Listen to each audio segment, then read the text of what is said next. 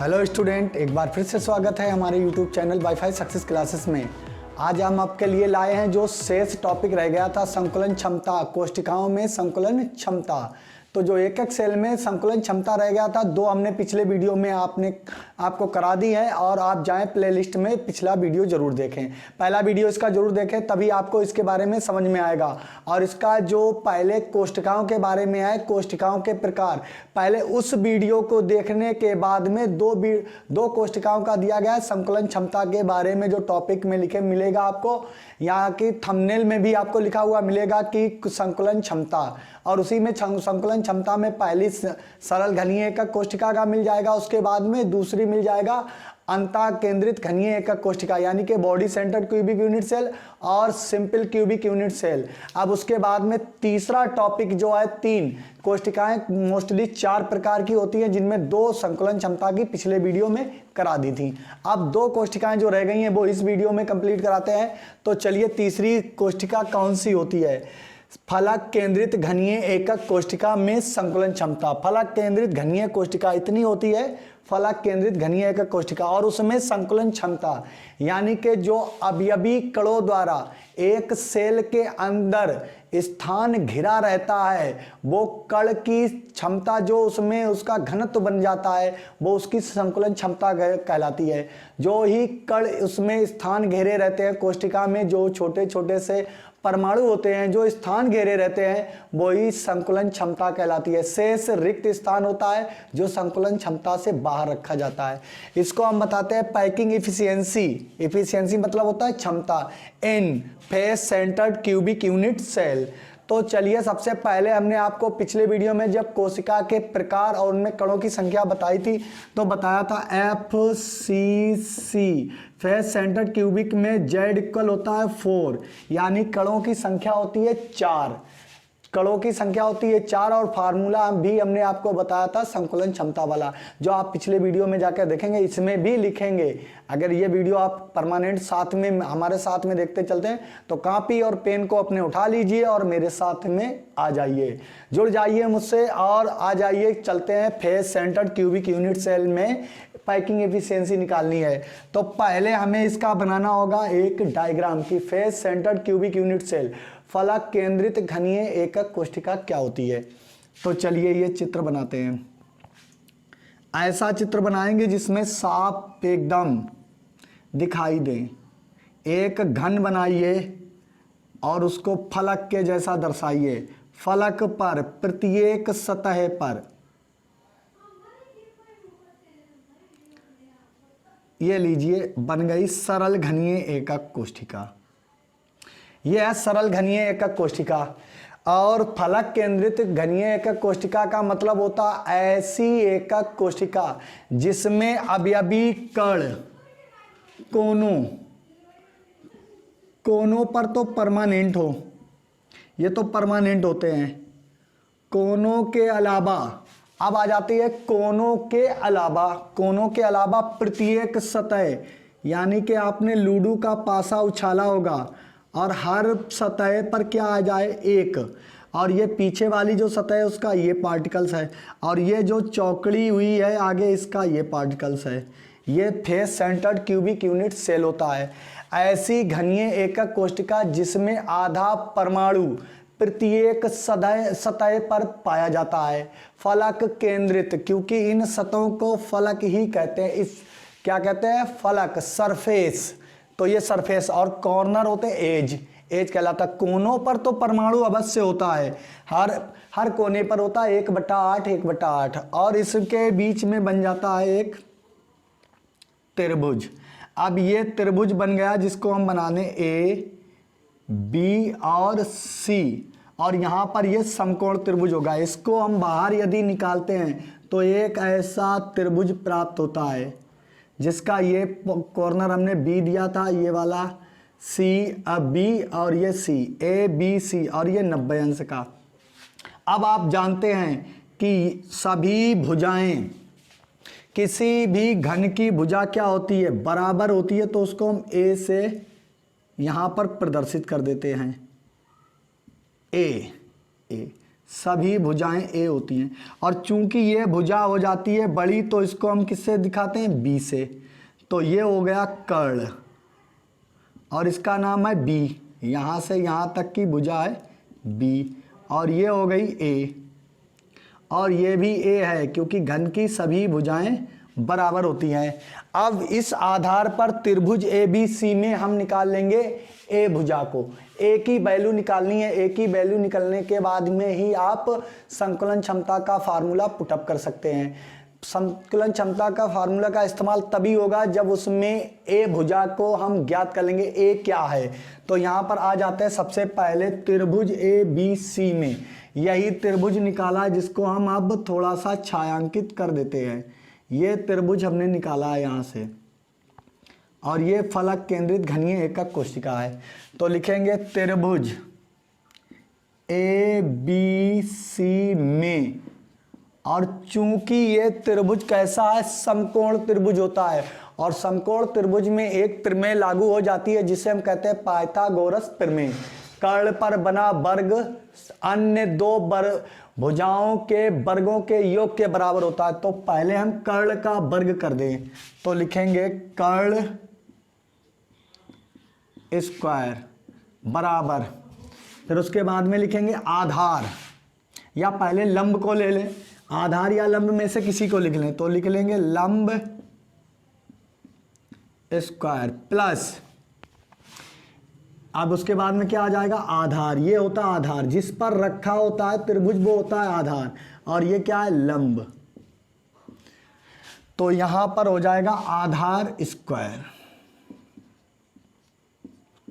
अब कर्ण की भुजा क्या है, ए सी, तो हम लिख देंगे ए सी स्क्वायर। लंब की क्या है, बी सी, नीचे से आप देखेंगे बी सी लंब है तो बी सी स्क्वायर प्लस, उसके बाद में हम देखेंगे आधार क्या है, ए बी स्क्वायर। अब जिसको जिससे माना है उसको हम लिख देंगे। ए सी को हमने क्या लिया है, भुजा बी, तो यहां लिखेंगे बी स्क्वायर। आगे आ जाते हैं, ए बी सी को हमने क्या लिया, ए, भुजा ए स्क्वायर, और ए बी को हमने नीचे आधार में लिया ए, तो ए स्क्वायर।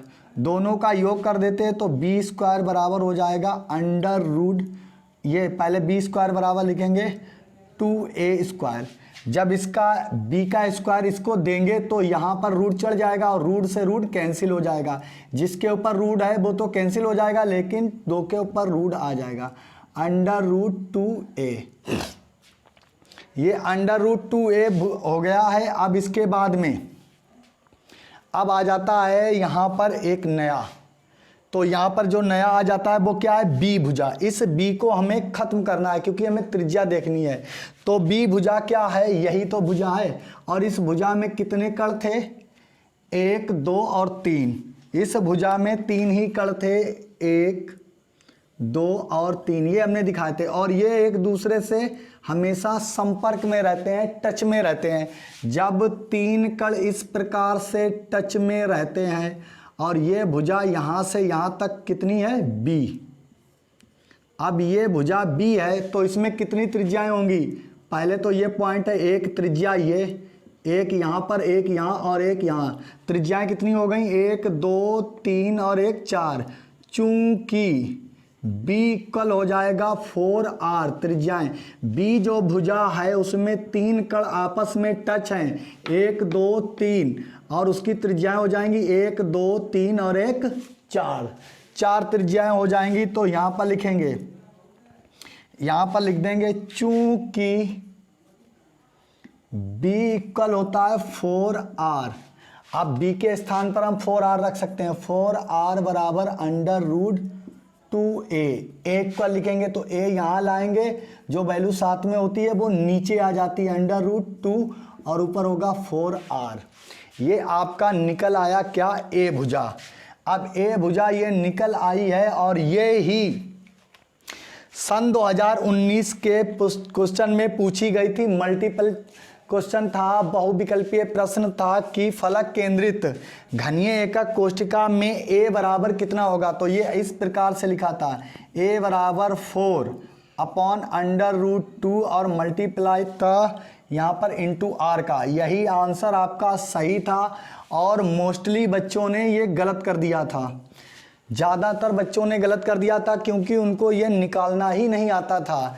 कुछ बच्चे ऐसे होते हैं जिन्होंने अपनी साइड को साइंस की साइड में बायो ले रखी होती है, उनको मैथ में ये चीज़ें निकालने में थोड़ी कठिनाई होती है।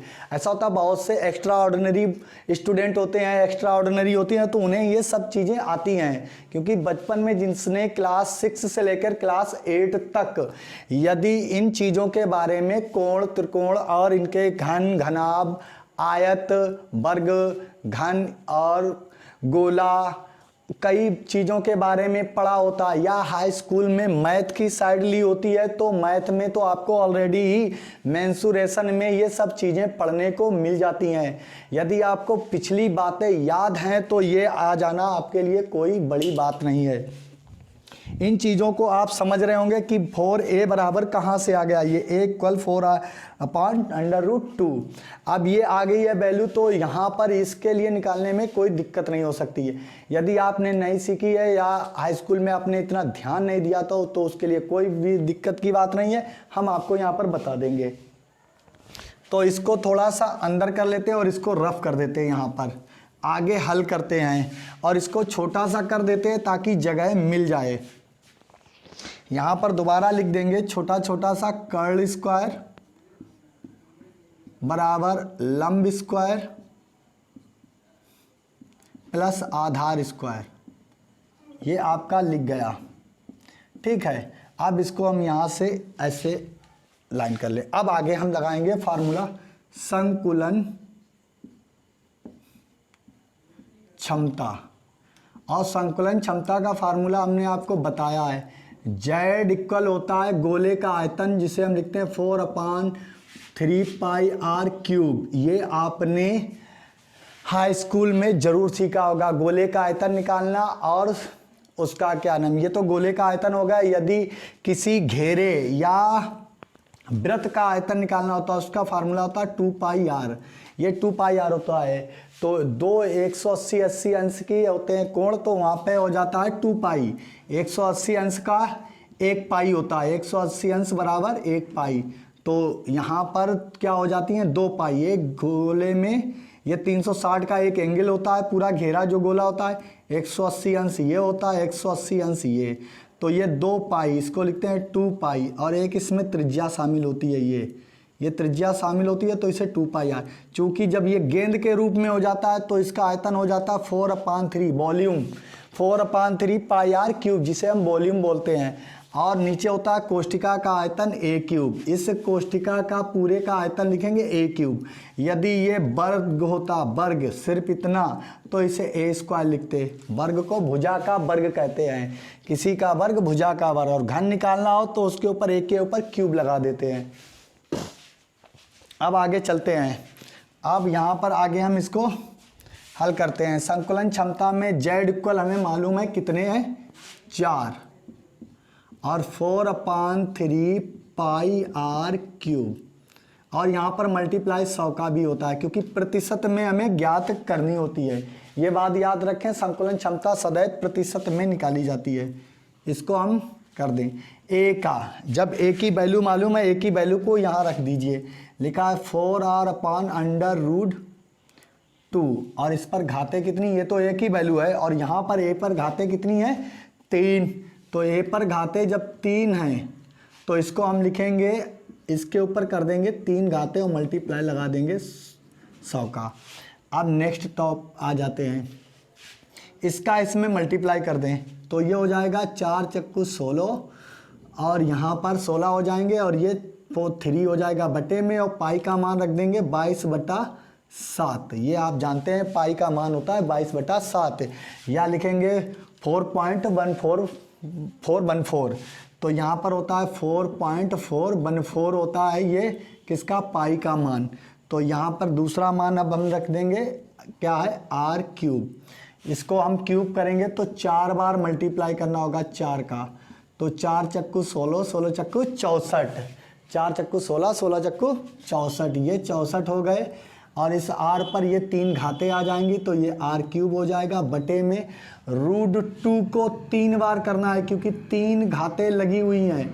√2 इंटू √2। जब √2 2 बार आपस में टकराता है, तीसरी बार टकराने पर रूट ही बना रहता है, तो 2 रूट आपस में टकराते हैं, इसका मतलब होता है √2, तो एक जोड़ा बाहर निकलता है। सदैव जोड़े में ही बाहर निकाल सकते हैं रूट से। तो ये बचा है 2 और ये एक शेष रूट रह गया, तो 2√2। इसका क्यूब किया तो आया 2√2 और मल्टीप्लाई कितने का है, 100 का। शेष को हम यहाँ पर अब रफ कर देते हैं, तो रफ करेंगे यहाँ पर इन सब चीज़ों को। अब इस घन का कोई हमें लेना देना नहीं है तो इसको भी रफ कर देते हैं, क्योंकि हमें a³ जो जानना था वो हमने निकाल लिया। आगे जगह ज़्यादा चाहिए हल करने के लिए, तो इसको हम रफ कर देते हैं आगे। अब इसको काटते पीटते हैं, r³ से दूसरे पेन से काटते हैं ताकि आपको दिखाई दे। r³ से r³ चला गया, ठीक है। 16 एकन 16 और 16 चक्कू 64, ये हो गए, ठीक है।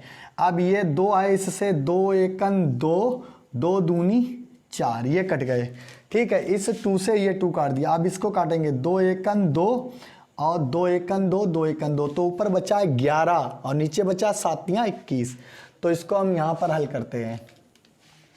इस पर लिखेंगे ये बचे हैं केवल 11 और नीचे बच्चा है 21 और r³ तो ख़त्म हो गया और ये मेन लाइन है, तो यहाँ पर कर देंगे 100 का मल्टीप्लाई।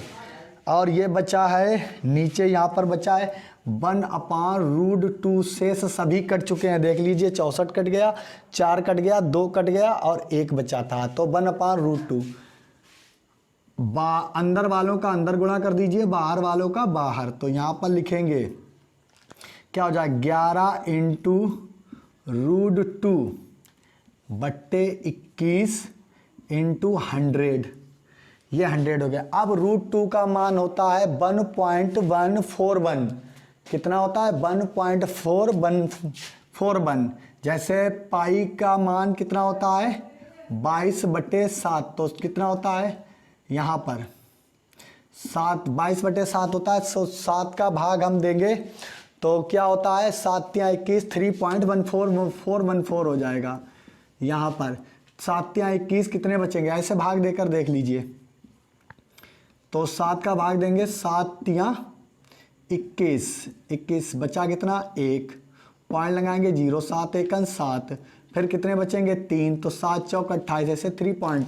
अब जब हम √2 का मान रखेंगे तो उसका मान होता है √2 बराबर होता है 1.414। ये √2 का मान होता है, ये √2 का मान होता है। इसको हम इसकी जगह पर रख देंगे जहाँ पर, तो इसके लिए रख देंगे 11 इंटू 1.414 इंटू 100 बटे 21। अब इसका मल्टीप्लाई इसमें कर दीजिए तो कितना बचेगा, तो इसका मल्टीप्लाई 100 का यहाँ करेंगे तो 2 अंक बाद ये जो पॉइंट रख रहा है 2 अंक बाद चला जाएगा और 100 खत्म हो जाएंगे। इसका गुणा इसमें करेंगे तो ये हो जाएगा 11 गुणे 141.4 इंटू, अब इंटू में कुछ नहीं बचा, बट्टे में 21 बचा है। अब शेष जो बचा है, ये √2 का मान लिख दिया था, √2 बराबर होता 1.414। अब यहाँ पर हम मल्टीप्लाई कर लेंगे 11 का, तो 11 का जब हम मल्टीप्लाई करेंगे तो कितना हो जाएगा, 11 चौक 44, 11 एकम 11 और 4 15, एक अंक बाद पॉइंट था, पॉइंट लगा दिया, ठीक है। अब आ जाएगा 11 चौक 44, 11 चौक 44 नहीं, 11 एकन 11 और 4 15 हो गए, और 11 चौक 44 और 1 46 की 6 हासिल के कितने बचे, 4, 11 एकन 11 और 4, फिर आ जाएंगे 15 बटे कितने 21। 21 का भाग दे दें हम 1565.4 में 21 का भाग दे दें तो हमारी संकुलन क्षमता ज्ञात हो जाएगी। देख लीजिए, हम दे देते हैं भाग, कितनी है वैल्यू 1500, इसको थोड़ा सा बड़ा लिखते हैं, 1500 65.4/21 आया है मैन। अब इसको हम भाग देते हैं 1565.4 में 21 का भाग, तो 21 का भाग देंगे तो यहाँ पर देखिए कितने हैं, 2 आए और ये 15 है, तो इतने का मल्टीप्लाई करिए कि 15 से ज़्यादा ना हो। तो 6 दूनी 12 होते हैं और 7 दूनी 14, तो 7 बार चला जाएगा। 7 एकन 7, 7 दूनी 14, कितने हुए 147, 147। अब इसको हम यहाँ से घटाएंगे, 16 में से 7 गए, कितने बचेंगे, 16 में से 7 गए 9, 9 7 16 होते हैं, और यहाँ पर बचा है 4, 4 से 4 गया 0, और 1 में से 1 गया 0, 5 उतारा लिया। तो यहाँ पर अब भाग चला जाएगा, इतने का मल्टीप्लाई करें यहाँ पर 21 में कि ये 9 से ज़्यादा ना हो, तो यहाँ पर करेंगे 4, 4 एकन 4 और 4 दूनी 8, ये बस इतना ही रखेंगे। तो कितनी आई संकुलन क्षमता, संकुलन क्षमता आई है इसमें 74%। कितनी आई है 74%। अब 74% आई 100 में से। ये कणों ने स्थान घेर रखा है जो एफसीसी में 4 कण थे, जो जेड 4 कण थे, एक सरल फलक केंद्रित एकक कोशिका में जो 4 कण थे, उन्होंने कितने प्रतिशत स्थान घेरा है, 74% स्थान। और जो घिरा हुआ कणों द्वारा स्थान होता है वो क्या कहलाता है, संकुलन क्षमता, पैकिंग इफिशियंसी। ठीक है, अब ये आ गई संकुलन क्षमता। शेष स्थान कितना बचा, यदि हम 100 में से 74 को घटा देते हैं तो कितना बचेगा, 10 में से 4 गए 6 बचे, और यहाँ पे बचेगा 2, 26% रिक्त स्थान रह जाता है। कितना, 26% रिक्त स्थान रह जाता है, और 74% उसकी संकुलन क्षमता होती है। ये आप किसी भी बुक में, आप एनसीईआरटी की हो चाहे बुक किसी भी प्रकाशन की हो, लेकिन एनसीईआरटी में देखेंगे तो ज़्यादा अच्छा रहेगा, क्योंकि हम एनसीईआरटी के बेस पर ही चलते हैं और एनसीईआरटी का ही सिलेबस आपके पेपर में पूछा जाता है, तो एनसीईआरटी को ही लेकर चलेंगे। नेक्स्ट जो भी प्रक्रिया है वो एनसीईआरटी से ही चलें। आप उसमें देखें तो ये 74% ही निकाली गई है, लेकिन उसमें थोड़ा टफ तरीका है। यहाँ पर बहुत इजी तरीका है जिससे हम संकुलन क्षमता को इस प्रकार से निकाल लेते हैं। अब ये हो गई फलक केंद्रित घनीय एकक कोशिका में संकुलन क्षमता। अब शेष बची है एक, उसका है आंत केंद्रित घनीय एकक कोशिका, end cubic end centred cubic unit cell. तो इसको रब कर देते हैं, आ जाते हैं लास्ट कोशिका में, उसकी संकुलन क्षमता ज्ञात कर लेते हैं और ये टॉपिक समाप्त हो जाएगा। मोस्ट इम्पोर्टेंट टॉपिक है, जब भी आप एग्जाम देने जाएं इसको ज़रूर तैयार कर जाएं। और यदि हमारा वीडियो आपको ज़्यादा पसंद आता है तो चैनल को लाइक करिए और सब्सक्राइब करिए, वीडियो को लाइक करिए और चैनल को सब्सक्राइब करें, तभी आपको ज़्यादा क्या होता है, सिर्फ लाइक ही तो करना है वीडियो को, और चैनल को सब्सक्राइब करेंगे तो आपके मित्र तक इतनी अच्छी वीडियो पहुंच जाएगी। तो आपके लिए अब चौथी आ जाएगा, चौथा पॉइंट है आंत केंद्रित घनीय एकक कोशिका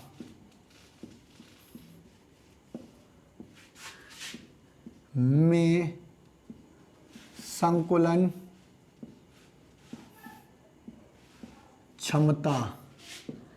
ये लास्ट कोशिका है आपके लिए, कोशिका बोलें या कोशिका बोलें, बात दोनों एक ही है। सेल लिखा जाता है, जैसे बायोलॉजी में बोलते हैं कोशिका को सेल, यहाँ उसको कोशिका बोल देते हैं। कोशिका और कोशिका एक दूसरे के पर्याय रूप होते हैं, पर्यायवाची शब्द होते हैं।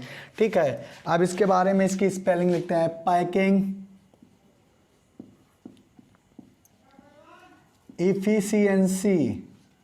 Efficiency in end centred cubic unit cell. ये हो गई पैकिंग इफिशियंसी इन एंड, आंत घनीय कोशिका का मतलब होता है end, centred cubic unit cell. तो पैकिंग इफिशियंसी निकालनी है इसकी, और हमें कोशिका के प्रकार में जाकर कोशिका भी जाननी होगी। तो ECC में टोटल Z इक्वल होता है 2, यानी कि परमाणुओं की संख्या होती है केवल 2। अब पहले हमें क्या करना होगा, चित्र बनाना होगा जो ECC का होता है। तो ये लीजिए, बन गया आपके लिए चित्र। यहाँ पर फलक केंद्रित घनीय कोशिका की यदि वैल्यू को आधा कर दें तब भी ECC निकल आती है, लेकिन हमें बनाना होगा। ये सब लिख कर दिखाना होता है एग्जाम में, ऐसा नहीं होता है आप डायरेक्टली लिख दें, ऐसा नहीं करेंगे आप। आपको करना होगा, पूरी तरीके से निकालना होगा। इसकी परिभाषा होती है ऐसी एकक घनीय कोशिका जिसके अवयवी कण कोनों के अलावा दो आमने सामने की सतहों पर होते हैं, दो आमने सामने की सतहों पर होते हैं।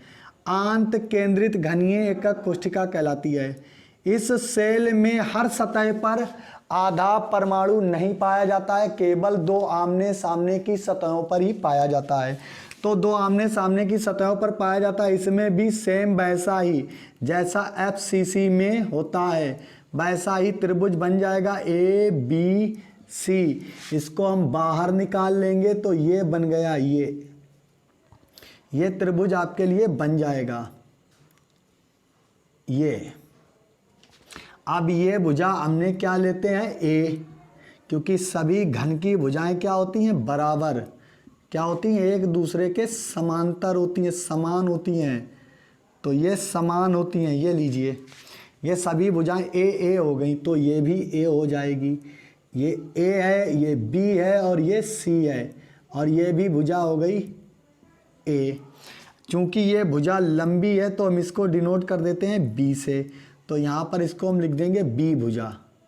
ये भुजा हो गई B, और ये हो गया अब आपका कर्ण, और ये हो गया लंब, और ये हो गया आधार। अब हम इसको फिर वही सिस्टम में आ जाएंगे, पाइथागोरस प्रमेय लगा देंगे और देखेंगे इसकी संकुलन क्षमता क्या है। तो लिखेंगे त्रिभुज ABC में कर्ण स्क्वायर बराबर लंब स्क्वायर प्लस आधार स्क्वायर। हो गया। कर्ण की वैल्यू कितनी है, AC। कर्ण की भुजा का नाम है AC, तो AC स्क्वायर। और लंब की भुजा क्या है, B से C, तो लिखेंगे BC स्क्वायर प्लस आधार की भुजा है AB, तो लिखेंगे AB स्क्वायर। अब इनको किस से डिनोट किया गया, कितनी लंबी है, कर्ण है B के बराबर, B स्क्वायर लिख देंगे। AC है यानी BC कितनी है, A स्क्वायर, और AB कितनी है, AB A स्क्वायर। तो इन टोटल इन्हें ऐड कर लेंगे तो लिखेंगे B स्क्वायर बराबर 2A स्क्वायर। इसका रूट इसको देंगे तो B इक्वल लिख लेंगे, इसका रूट A का A से रूट कैंसिल हो जाएगा, रूट 2 बन जाएगा, क्योंकि दोनों पर रूट चढ़ाना है तो इसका रूट कैंसिल हो जाएगा और A बचेगा A। तो यहाँ पर अब A की वैल्यू निकालनी है, लेकिन B अभी भी परेशानी कर रहा है। अब हमें देखना है B भुजा में कितने कण हैं। तो देखते हैं B भुजा में एक कण ये है, एक कण ये है, एक कण ये, जैसा कि इस चित्र में दिखाया गया। 1 2 3 कण हैं, तो ये तीनों कण एक दूसरे से संपर्क में रहते हैं, ये इस प्रकार से। तो ये इस प्रकार से, और ये कितनी है भुजा इस त्रिभुज की B। इसको हमने बाहर निकाल लिया, तो इसमें एक त्रिज्या ये और 2 इस गोले में हो जाएंगी, एक इसमें। तो चूंकि B बराबर आ जाती है 4R। अब इसको हम यहाँ रख सकते हैं, चूंकि B बराबर होता है 4R। अब आप 4R को B के स्थान पर रख दें, 4R बराबर √2A। तो A इक्वल लिखेंगे, A के साथ में जो है वो बटे में चला जाएगा, और 4R यहाँ आ जाएगा। सेम का सेम, जैसा पहले के निकला था बिल्कुल सेम वैसा ही आया है, क्योंकि यहाँ सिर्फ कण चेंज हुए हैं। कण 4 थे, 2 रह गए, कितने थे 4। और 2 रह गए। अब इसके स्थान पे अब हम निकालेंगे इसकी संकुलन क्षमता। इसको रफ कर देते हैं और यहाँ पर FCC ECC में लिखा था ECC में Z इक्वल होता है 2। तो अब निकालेंगे, फार्मूला लिखेंगे संकुलन क्षमता। किसकी संकुलन क्षमता? जो ये कोष्ठिका लिखी है, packing efficiency in end centred cubic unit cell. तो यहाँ पर Z इक्वल, Z को काट दिया करें, नहीं तो कभी कभी 2 दिखाई देता है। Z इंटू 4/3 पाई R क्यूब बटे A क्यूब इंटू 100। ये हो गया फार्मूला। अब Z की संख्या कितनी है? 2, जो कोशिकाओं के प्रकार में हमने निकालना आपको बताई थी। Z को रखिए 2, इंटू लगाइए 4/3 पाई R क्यूब बटे A की वैल्यू रख लीजिए। A की वैल्यू ये दी गई है। A की वैल्यू क्या है? 4R/√2। तो लिख देंगे 4R/√2 और इस पर घाते चढ़ा देंगे 3 और मल्टीप्लाई कितने का है? 100 का। ये तो इसका फार्मूला होता है। अब इसका मल्टीप्लाई करेंगे 4 दूनी 8 बटे 3, पाई की वैल्यू रख लेंगे 22/7 और यहाँ पर पाई की वैल्यू रख लेंगे, तो यहाँ पर एक बचेगा इंटू R क्यूब और मल्टीप्लाई कितने का है? 100 का। अब नीचे आ जाते हैं, नीचे वाले को बनाते हैं सही से। 4 का मल्टीप्लाई 3 बार करेंगे क्योंकि क्यूब लगा हुआ है, इस पर घाते 3 चढ़ी हुई हैं। तो 4 चक्कू 16, 16 चक्कू 64। तो ये हो गया 64 और ये क्यूब R पर चढ़ जाएगा। ठीक है। अब यहाँ पर √2 को 3 बार ऐड करते हैं, मल्टीप्लाई करेंगे। जब रूट 3 बार आपस में टकराता तो एक रूट बना रहता है। तो ये √2 खत्म हो जाएगा, केवल 2 वैल्यू निकलेगी और एक √2 ये बाकी है। तो इसकी वैल्यू निकल कर आएगी 2√2। अब जो भी चीज़ें यहाँ पर कैंसिल होने वाली हैं उसको हम कैंसिल कर देंगे और आगे चलेंगे। अब हमें इस कोष्ठिका से कोई लेना देना ही नहीं, तो इसको भी रब कर देते हैं। इन कणों की संख्या को भी हमने रब कर दिया क्योंकि हमें जो चीज़ें चाहिए थी वो तो हमें कोष्ठिका से प्राप्त हो गई। अब हमें दूसरे पेन से कट करके बताते हैं। तो R क्यूब से R क्यूब कैंसिल, 8 एकन 8, 8 अट्ठे 64। ठीक है, 2 एकन 2, 2 चाकू 8, कट गया। अब यहाँ पर 2 दूनी 4, 2 एकन 2, 2 एकन 2। शेष जो बचा है, नीचे बचा 7 या 21 ऊपर लिखेंगे पहले। इसको इस प्रकार से यहाँ पर हम लिखते हैं। तो सबसे पहले इस फार्मूले को इतना ना बढ़ा के यहाँ पर लिख दीजिए 100 और यहाँ पर ऐसे करके इसको बॉर्डर लाइन करते हैं। आगे लिखते हैं क्या बचा है? ऊपर 1, 11, ऊपर बचे हैं 11 और नीचे कितना बचा है? 3 सत्ते 21, 3 का मल्टीप्लाई कर दिया 7 में 21 और ये मेन लाइन है। यहाँ पर ये बटा मेन है, मेन लाइन है और इसी में कितने का मल्टीप्लाई है? 100 का। आगे आ जाते हैं, ऊपर क्या बचा? यही तो 8, 64 कट के आए तो 2, ये बचा है 2/√2। अब अंदर वालों का अंदर गुणा हो जाएगा और बाहर वालों का बाहर। तो ठीक है, तो ये बचेगा। पहले मेन बॉर्डर लाइन को खींचिए, तो इस √2 को थोड़ा ऊपर ले लें। ठीक है, तो 11 गुणे √2 और यहाँ पर इंटू में लगा दे 100 और ये हो जाएगा 21 इंटू 2 है, √2 नहीं है। ठीक है, अब हम वैल्यू रख लेंगे। तो हमें √2 की वैल्यू मालूम है, √2 बराबर होता है 1.414। ये √2 की वैल्यू होती है। तो यहाँ पर रखेंगे 11 इंटू 1.414 वटे नीचे बटा 42, 2 दूनी 2 एकन 2 और 2 दूनी 4, 42। अब इसमें 100 का मल्टीप्लाई कर दीजिए। जब हम 100 का मल्टीप्लाई करेंगे तो 2 अंक बाद ये पॉइंट चला जाएगा। तो 2 अंक बाद ये पॉइंट जाएगा तो यहाँ पर कितना हो जाएगा? 11 1 इंटू 141.4 बटे आ जाएगा 42 इंटू 100। अब आगे हम इसको हल कर लेंगे, जो भी शेष बचा हुआ हल कर लें और इसकी पैकिंग इफिशियंसी निकल आएगी। संकुलन क्षमता निकल आएगी। अब इसको हम हल कर लेते हैं। यहाँ पर 100 और था, ये यहाँ लगा देते हैं, नहीं तो आप लिखा हुआ देखेंगे कि सर ने तो 100 गायब ही कर दिया। ठीक है, तो अब इसका हम मल्टीप्लाई करते हैं। 11 चौक 44, 11 एकम 11 और 4 15, एक अंक बाद पॉइंट है लगा दिया। 11 चौक 44 और 1 45, 11 चौक 44 और 11 एक अंक 11 और 4 15 की 5, 11 चौक 44 1 45 की 5 हासिल लगे 4। लगता है पिछले वाले में एक पॉइंट का गड़बड़ी हो गई थी, वहाँ 56 लिख दिया था हमने। फिर हम दोबारा मल्टीप्लाई करते हैं। 11 चौक 44 की 4 हासिल लाए 4, 11 एकन 11 और 4 15 होते हैं, हमने यहाँ पर 16 कर दिए थे। चलिए एक पॉइंट से कोई दिक्कत नहीं होता, पिछले में जो यहाँ पर 6 लिखे थे उसको आप 5 कर लीजिए। ठीक है, तो 11 एकन 11 और 4 15, ये आएगा 1555.4 बटे 42 इंटू में कुछ नहीं बचा है। अब इसका इसमें भाग कर लीजिए, तो यहीं पर भाग दिखाते हैं। यहाँ पर 6 आ गया था पिछले में, तो कैसे लिख गया होगा, तो इसके लिए सॉरी, अब यहाँ पर आप 5 कर लें। ठीक है, तो यहाँ मल्टीप्लाई आप करके देख लें। 11 चौक 44 की 4, 11 चौक 44, 11 एकम 11 और 4 15, 11 चौक 44 और 1 45 होते हैं, हमने 46 कर दिया था।